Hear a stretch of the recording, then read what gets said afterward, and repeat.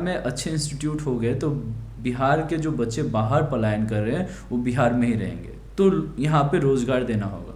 और बिहार के लोग ना, मैं सच कह रहा हूँ, अगर वो शिक्षित है ना तो उनका हक कोई नहीं छीन सकता उनसे।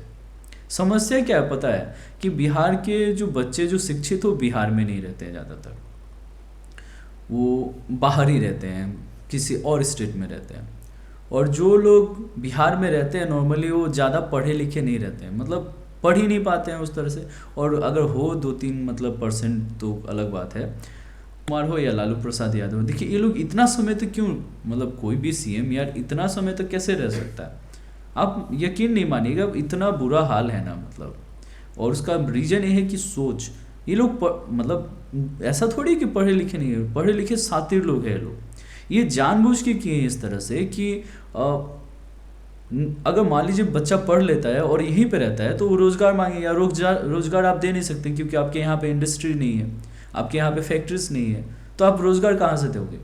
तो date is not going to possible here ना राइट नाउ। और दे डोंट वांट एक्चुअली, ये चाहते भी नहीं कि इस तरह से हो कि यहाँ पे रोज़गार मिले।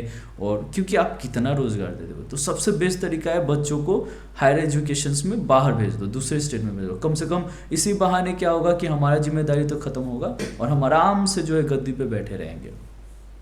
पर समस्या ना अब चालू हो रहा है क्योंकि बिहार के बच्चे अब पलायन नहीं करना चाह रहे हैं, अब यहीं पढ़ना चाहते हैं। और बहुत सारे टीचर भी जो है इस फील्ड में उतर गए हैं, तो एजुकेशंस का थोड़ा थोड़ा तो स्तर तो सुधर रहा है, लेकिन हायर स्टडी में अभी भी वही हाल है। लेकिन 12th तक तो सुधर, ऑब्जर्व कर रहा हूँ तो बहुत सारे टीचर्स हमारा भी मतलब मिलना उलना होता है, तो बच्चों का भी देखिए, बच्चे तो बच्चे हैं, वो अबोध है, उनको बहुत सारी चीज़ें नहीं पता है। तो लेकिन हाँ, धीरे धीरे तो पता चल ही जाना है ना उनको। तो यही चीज़ है कि गवर्नमेंट चाहती ही नहीं है कि आप पढ़ो और आप बिहार में पढ़ो, समस्या ये है। ठीक है, गवर्नमेंट चाहती है आप बाहर पढ़ो, वहीं पे जो है जॉब ले लो और फिर वहाँ से जो है कमा के आप बिहार में भेजो। और बस यही, भले आप वहाँ मर जाओ या कुछ भी हो जाए आपको, उससे कोई फ़र्क नहीं पड़ता, क्योंकि गवर्नमेंट को तो क्या फ़र्क पड़ता है, गवर्नमेंट को किस चीज़ से फ़र्क पड़ता है, गवर्नमेंट को वर्डन नहीं चाहिए। जो जनसंख्या बढ़ रही है उसका वर्डन गवर्नमेंट को चाहिए नहीं, और गवर्नमेंट को लोड भी नहीं है क्योंकि यहाँ पे आसानी से आप जाति के नाम पे वोट तो दे ही दोगे। तो जाति के नाम पे अगर मिल ही सकता है तो पढ़ा लिखा के क्यों मतलब काम के नाम पे वोट मांगे, क्योंकि वो तो मुझे करना ही नहीं है। मतलब जो नॉर्मली है यहाँ के लोग, जो नेता है उनका तो यही कहना है कि हमें तो काम करना नहीं है, हमें तो दिखावा करना है। तो काम करना नहीं है, दिखावा करना है, तो अगर बच्चे पढ़ लिख लिए और यहीं पे रह गए तब तो पूछेंगे सवाल और जवाब मैं दे नहीं सकता। तो ये सिंपल सा फंडा है, देखिए कितने शातिर लोग हैं। और यही है मेन रीज़न जिसकी वजह से जो बिहार के बच्चे जो दूसरे स्टेट में जाके पढ़ते हैं, क्योंकि गवर्नमेंट नहीं चाहती है। और इसी तरह से इंडिया का भी आप देखिएगा ना कि इंडिया से जो चीप लेबर जो सप्लाई होता है बाकी कंट्री में, इसलिए होता है क्योंकि इंडियन गवर्नमेंट चाहती है ऐसा। आप मानो या ना मानो, इतना जो क्रिटिकल सीन सिनेरियो बनता है ना, उसका मेन जो पीछे जो होता है ना, जो विलेन होता है, वो कहीं ना कहीं गवर्नमेंट के लोग होते हैं। अब आपको लगेगा ना कि अरे ये कैसे पॉसिबल है, कि मतलब आप खुद सोचिए ना, विचार करिए तो पता चलेगा कि क्यों भाई, ये तो मैं जो कह रहा हूँ वही सच है। और ऐसा इसलिए ही होता है, और मतलब आप समझ जाओगे ना, मज़ा आ जाएगा आपको। और इसका क्या उपाय है, किस तरह से हम इस चीज़ को टैकल कर सकते हैं? देखिए, उपाय फ़िलहाल कुछ है नहीं, ठीक है।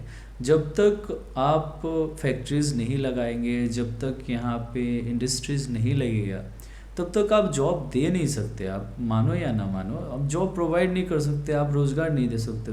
तो अगर बच्चे पढ़ेंगे यहाँ पे, क्या है ना कि बच्चे जहाँ पढ़ते हैं वहीं पे सेटल होते हैं, क्योंकि वो उनका एक कल्चर हो जाता है। जैसे आप ग्रेजुएशन में जहाँ पे रहते हैं ना, तो आपका उसी के अनुरूप जो है आसपास, अब उससे लो आप जा नहीं सकते, ठीक है। ये समस्या है आपका। आप मान लो कि दिल्ली में पढ़ रहे हो, तो आपका जो एक लिविंग स्टाइल होगा, जो स्टैंडर्ड में आके आप मैच नहीं कर पाओगे, तो आपको रहने का भी मन नहीं करेगा।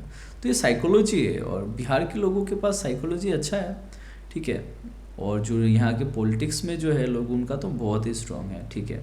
इसीलिए है कि एक ही जगह पे दबा के बैठे हुए एकदम से, कोई नहीं उनको हटा सकता। तो रीज़न ये है। देखिए अब धीरे धीरे तो ये सारी चीज़ें बदल रही है, तो जो भी इनका प्लान था वो तो अब फेल होगा। अब तो जो भी गवर्नमेंट में रहेगा, ज़्यादा नहीं, मुझे लगता है 10 साल के अंदर अंदर ये सारी चीज़ें जो बदल जाएंगी। और अब देखिए क्या होता है, क्योंकि अब तो पढ़े लिखे लोग भी हैं और बहुत सारे लोग जो है वापस आ रहे हैं अपने अपने स्टेट में। बिहार की बात नहीं कर रहे, यूपी में भी जो यूपी के लोग वापस आए हैं, महाराष्ट्र में भी वापस आए हैं बहुत सारे जगह से। ठीक है, मतलब वापस हो रहे हैं लोग, अपने घर जाना चाहते हैं, क्योंकि अब ना वो फीलिंग नहीं आ रहा है। अब लोग पैसे के लिए नहीं काम करना चाहते, अब वो अपने परिवार के साथ रहना चाहते हैं, फिर काम करना चाहते हैं, क्योंकि उनको समझ में आ गया ये मेटेरियलिस्टिक वर्ल्ड में आप जितना भी कमा लो ना, कुछ नहीं मिल बचना है मतलब। और सब एक समय के बाद शून्य हो जाता है। तो इसलिए कि वो चाहते हैं कि अपना परिवार के साथ रहें, तो जहाँ पे उनका परिवार है वहीं रहना चाहते हैं। तो ये है, अब इससे कैसे निपटा जाएगा देखा जाएगा। फिलहाल तो मुझे इस चीज़ को सोच के ही बहुत जो है हंसी आ रही थी, और मैं एक तरह से सोच रहा था कि आखिर कितने शातिर लोग हैं भाई दुनिया में। तो स्टे ट्यून, विलर चॉइस से जुड़े रहिए, और इसी तरह के शातिर लोगों के बारे में हम लोग बात करेंगे और जानेंगे कि कैसे दूसरे स्टेट में क्या चीज़ हो रहा है। जैसे आज हमारा बिहार के ऊपर एक वीडियो था एजुकेशंस के ऊपर, इसी तरह से और चीज़ों पे हम लोग जानेंगे समझेंगे। ठीक है, विलर चॉइस के साथ जुड़े रहिए इसलिए क्योंकि आपका भी ज्ञान में वृद्धि होगा।